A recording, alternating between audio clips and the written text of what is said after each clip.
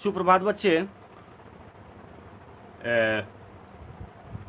पाठ अध्याय 16 व्याकरण वर्ग 8 के लिए तीसरे भाग लेकर आपके पास उपस्थित हूँ। बच्चे, मैं कुशल हूँ और आप लोगों की कुशलता का कामना करता हूँ। हम सामान्य भविष्य काल के बारे में देख रहा था, इसके उदाहरणों को देखा। हम इसकी रचना प्रक्रिया को देखते हैं तो मूल धातु में एगा, एगी, एंगे लगे रहते हैं। उदाहरण अगर हम देखें तो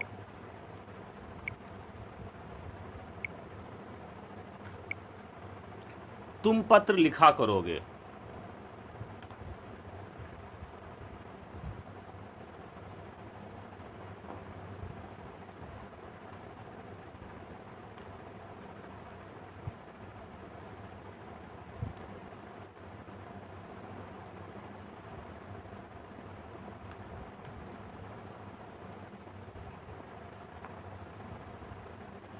तुम पत्र लिखा करोगे।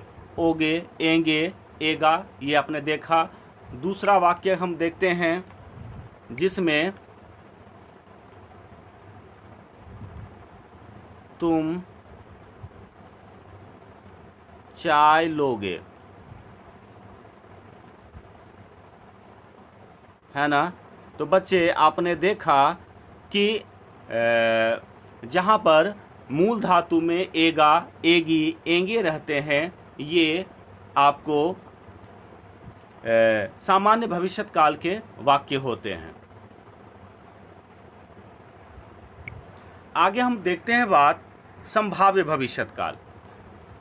संभाव्य भविष्य काल के जिस क्रिया से भविष्य में काम होने में संदेह हो या संभाव्य हो, संभावना हो, है ना। नाम से ही पता चलता है संभाव्य भविष्य काल, है ना।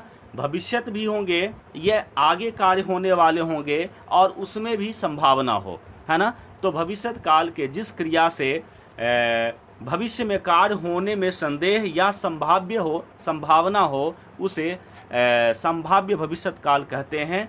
शायद कल उसका पत्र मिल जाए, है ना। अब यहाँ पर हम बात करते हैं कि पत्र मिल जाए, है ना, कल पत्र मिल जाए, ये भविष्य काल है और शायद इसकी संभावना यहाँ पर दिख रही है। तो जहाँ पर संभावना हो और भविष्य काल भी हो, वह संभाव्य भविष्य के अंदर होते हैं। जब मैं स्कूल जाऊंगा तो तुम खेल रहे होगे, ये अभी स्कूल जाने की बात नहीं रही है, जब मैं स्कूल जाऊंगा, है ना। और ये कह रहा है भविष्यत होने के, जब मैं स्कूल जाऊंगा, ये जो वाक्य ऐसा लग रहा है कि ये भविष्यवाणी है, भविष्य काल के बारे में बात कर रही है।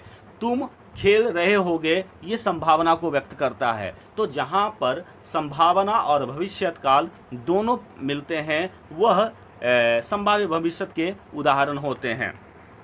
अगला है हेतु मद भविष्यत काल, है ना। क्रिया का वह रूप जिससे एक कार्य का होना किसी दूसरी भविष्यत काल की क्रिया पर संपन्न हो, है ना। हमने देखा था हेतु सामान्य भूत के बारे में, वहां पर भी क्या होते थे, दूसरे पर आश्रित होता था। यहाँ भी दूसरे के भविष्यत काल की क्रिया पर आश्रित हो, वहां पर भूतकाल की क्रिया पर आश्रित होते थे। यहाँ पर क्रिया का वह रूप जिससे एक कार्य का होना किसी दूसरी भविष्यत काल की क्रिया के संपन्न होने पर निर्भर हो, वह हेतु मद भविष्यत काल कहते हैं। यदि वर्षा हुई तो फसल अच्छी होगी। यहाँ पर यदि हेतु की बात हुई है ना, तो फसल अच्छी होगी। यदि वर्षा होगी तो फसल हुई तो फसल अच्छी होगी, है ना। और यदि छुट्टियां होगी तो बहुत मज़ा आएगा। इस तरह के वाक्यों को हमने देखा जो हेतु मध्य भविष्य काल को बता रहा था। बच्चे, हम कुछ प्रश्न को लेंगे। आपके पाठ्य पुस्तक, आपके जो व्याकरण पुस्तक है, यहाँ पर व्याकरण पुस्तक की कुछ पंक्तियों, कुछ प्रश्नों को हम लेना चाहेंगे। यहाँ पर प्रश्न है, लड़कों ने कहानी सुनी।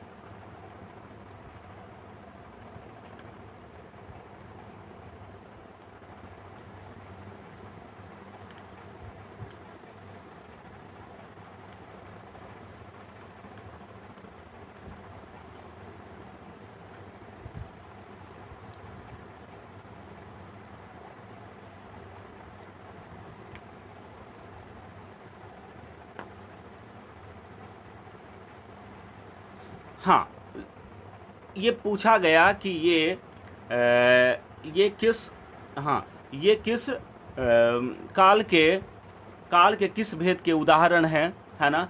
तो ऐसा पता चलता है कि लड़कों ने कहानियाँ सुनी, यानी पहली बात ये भूतकाल के होंगे, है ना। उसके बाद अगर हम बात करें तो भूतकाल में सामान्य तरीके से लड़कों ने कहानियाँ सुनी है, अतः यह सामान्य भूत के उदाहरण है। दूसरे उदाहरणों को अगर हम देखें कि सौरभ अभी आया है,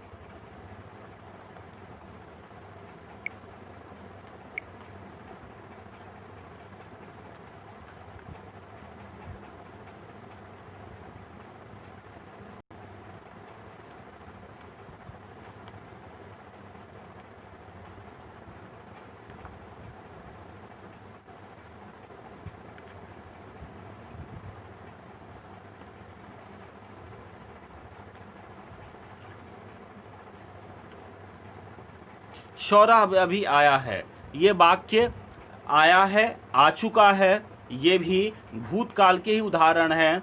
और इसमें हम यहाँ पर देखते हैं क्या कि या है, ये हैं, ये हैं, यानी अभी तुरंत आया है। जो कार्य अभी अभी संपन्न होता है हम उसे आसन्न भूत कहते हैं, है ना। तो हम इसे कह सकते हैं कि सौरभ अभी आया है, यानी कार्य अभी तुरंत समाप्त हुई है, अतः यह आसन्न भूत के उदाहरण हैं। आगे हम बात करें तो हम मैच जीत चुके थे।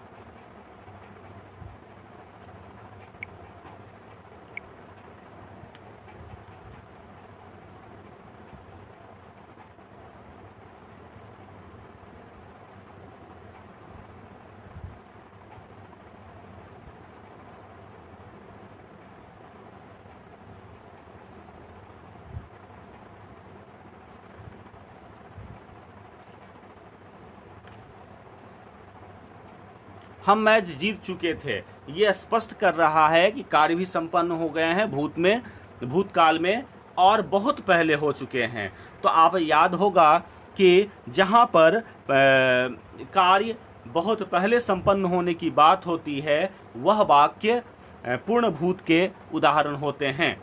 तो बच्चे, हम मैच जीत चुके हैं, जीत चुके थे, यह आपको बताता है पूर्ण भूत के उदाहरण। आगे के उदाहरण को हम अगर देखें तो प्रवीर खा रहा था।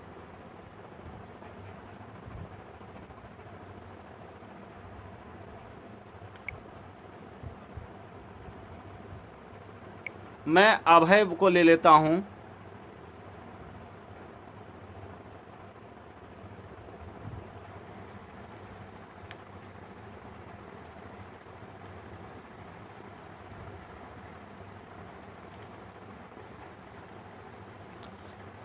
है ना, अभय खा रहा था, यानी ये तब की बात है जब वह खा रहा था, यानी ये भूतकाल स्पष्ट होते हैं कि ये भूतकाल के उदाहरण हैं। लेकिन अगर भूतकाल के भेद की अगर हम बात करें तो जिस समय देखा गया वह उस समय वह खा रहा था, उसकी समाप्त होने की बातें नहीं की गई, है ना।